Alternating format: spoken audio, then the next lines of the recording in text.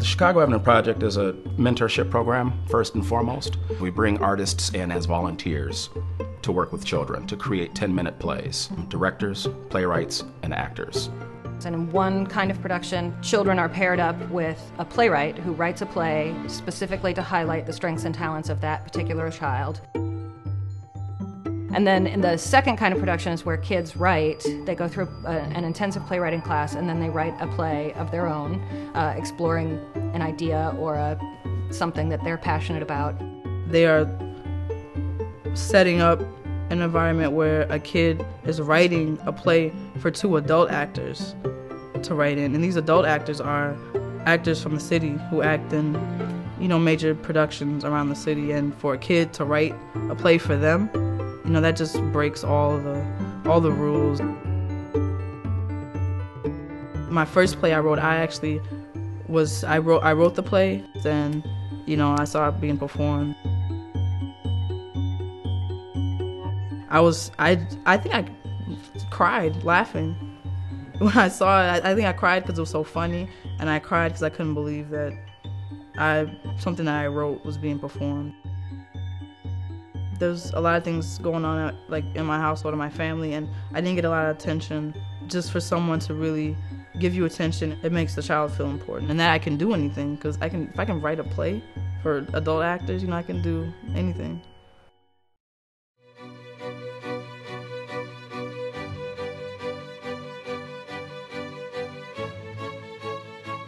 The String Studio is a small part of Minnesota Youth Symphonies that goes into Anderson School, teaches 3rd and 4th graders beginning violin and viola lessons.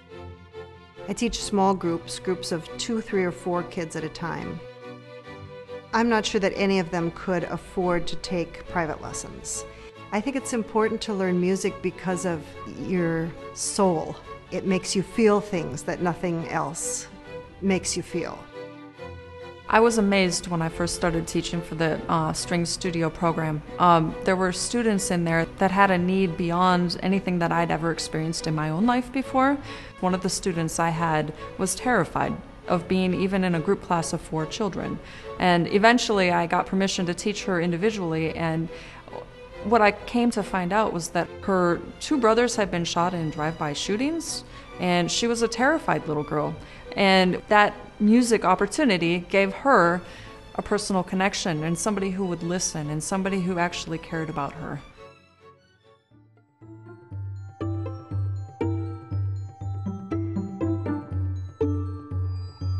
At Free Arts Minnesota, we provide arts and mentorship for abused and homeless children. And so with Free Arts, with the kids, when you see them work together and they take a camera or write a poem or paint something, it's just going very, very deep to bring forward who they are. These children have really suffered a lot, both physically and mentally. Some of the children simply feel invisible in our society. And what we do is we make them visible. The end goal is to have their particular art and their poem framed and to do an exhibit, to give people an opportunity to shine. And I remember one father whose daughter did the exhibit. You could just feel the pride exuding out of him about this is his daughter that had this piece of work that she created, exhibited for the rest of the world to be able to see. It was really a precious moment.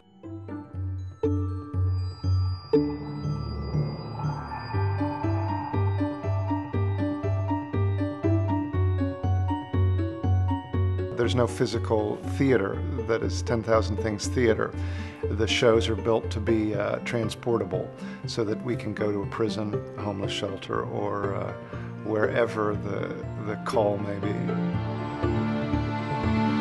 We have to be clear, we have to be urgent, we have to be lively. We're much more accountable to making sure that what we do is connecting with our audience. And when you can have any kind of human being in your audience, it really forces you to kind of look for the human core in what it is that you're doing, so that, whether it's a female inmate or a male homeless person or a youth living in a housing project or a corporate CEO. Then you have to just figure out what is it we all share in common that will interest all of this diversity of people that we perform for. We were doing a production called The 3 Lives of Lucy Cabral, and we were that day at a prison that we had never been to before, and it was a higher security prison. These guys were mean looking, they were tough, they had no teeth, tattoos, and they sat on the floor surrounding the stage, our little area that we had sort of taped out on the floor, and we began the show. And they began to jeer at us a little bit. But then there's a scene in the show where the leading actress and the leading man finally get together, and where the man picks up the leading actress and holds her up, and she, has an ecstatic expression on her face of true connection and love and fulfillment. And at that moment, there was dead silence, and you saw the expression on these men's faces that how deeply they needed this. They drank it like a thirsty man in the desert would drink a glass of water. United Arts is a very unique funding organization in the Twin Cities and really nationally. As a fund, we are focused completely and totally on the arts. Since 1954, that's always been our focus. We have been funded through United Arts since we've been writing requests for Chicago Avenue Project. United Arts is really about a lot of individual donors leveraging their collective power in support of the arts, and Chicago Avenue Project is about a community of artists leveraging their collective power in support of kids. United Arts really, from the very first year, gave us one of our first 2 grants.